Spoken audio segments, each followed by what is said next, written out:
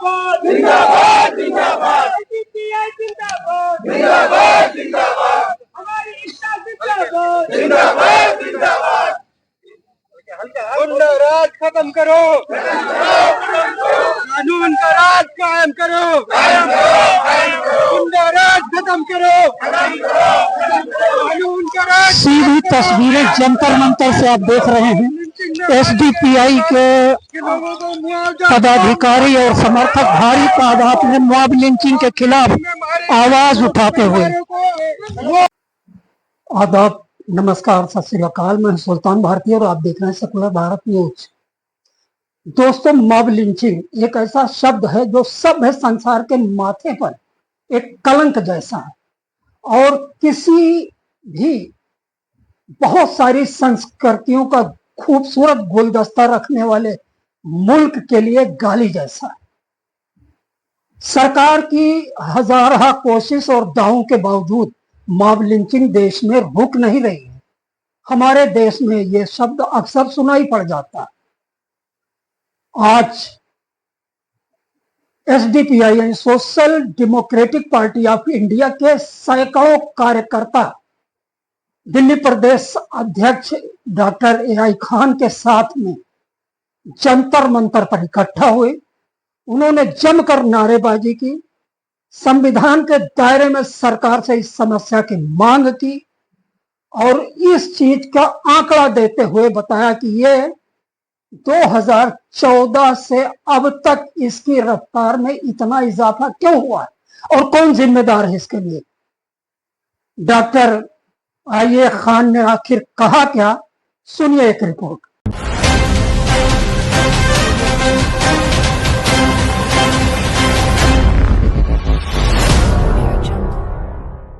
में चल रही लंबे अरसे से मॉब लिंचिंग की घटनाएं जो बेलगाम हो चुकी हैं और जिन पर सरकार अंकुश लगाने में पूरी तरह से कहा जाएगा कि नाकाम हुई है, तो यह आक्रोशित भीड़ ये एसडीपीआई दिल्ली प्रदेश के समर्थकों की है, जो यहाँ पर जंतर मंतर पर आए हैं। सरकार को ज्ञापन देंगे, ये मांग कर रहे हैं, प्रेस के सामने अपनी बातें रख रहे हैं कि इस पे रोक लगाई जाए और उसी फार्मूले पर बात कर रहे हैं। इस वक्त हमारे पीछे एसडीपीआई दिल्ली प्रदेश के अध्यक्ष डॉक्टर ए.आई. खान साहब। जंतर मंतर पर हमें इसलिए आना पड़ा कि हमारे मुल्क में चुनाव के बाद तीसरी बार मोदी जी की सरकार बनी है। मोदी जी की सरकार बनने के बाद मुल्क में ऐसे हालात पैदा हो गए हैं, ऐसा लगता है कि पूरी तरह से नस्लों को समाप्त करने का एक इरादा संघ परिवार के लोग रखते हैं। ऐसे में साथियों, हर भारत के नागरिक की जिम्मेदारी बनती है भारत में रहने वाले सभी जाति धर्म के लोग, जो लोग भारत के संविधान में विश्वास रखते हैं, जो लोग भारत के लोकतंत्र में विश्वास रखते हैं, ऐसे सभी लोगों को एकजुट होकर देश में भीड़ तंत्र के द्वारा मारे जाने वाले मुस्लिम, दलित, आदिवासी इन और ईसाई समुदाय के लोगों की सुरक्षा के लिए आगे आना चाहिए।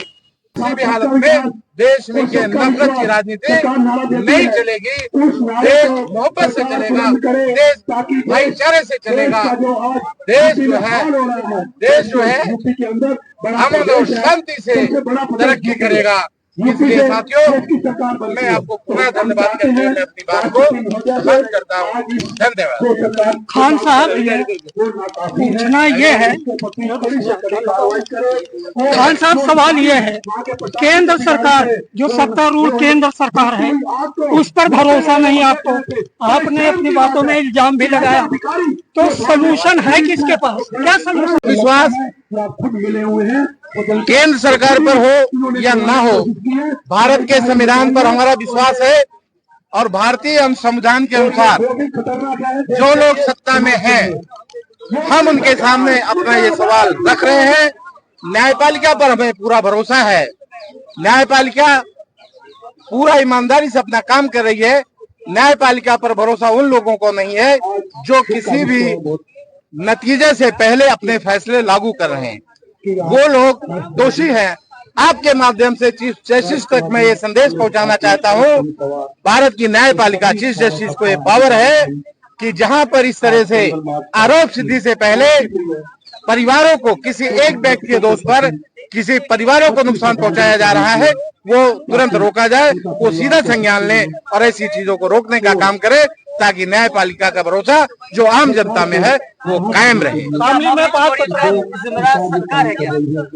मॉब लिंचिंग का जिम्मेदार सीधे तौर पर जो आरएसएस के लोग हैं, आरएसएस की सपोर्ट की सरकार है, आरएसएस का बजरंग दल, आरएसएस का गोरक्षा दल मॉब लिंचिंग कर रहा है और सरकार उसकी पनाही कर रही है। विपक्ष कितना कारगर है इसमें आपका साथ देने के लिए? हाँ, विपक्ष की जिम्मेदारी ये बनती। विपक्ष से भी मेरा आपके माध्यम से मैं ये संदेश पहुंचाना चाहता हूँ,